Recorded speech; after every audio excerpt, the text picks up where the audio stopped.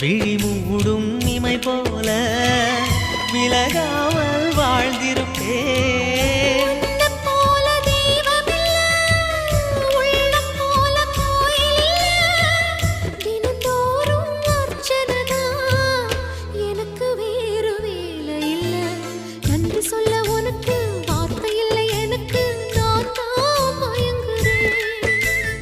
என்னுடைய மனச தந்துவிட்ட பிறகும் ஏம்மா கலங்குற?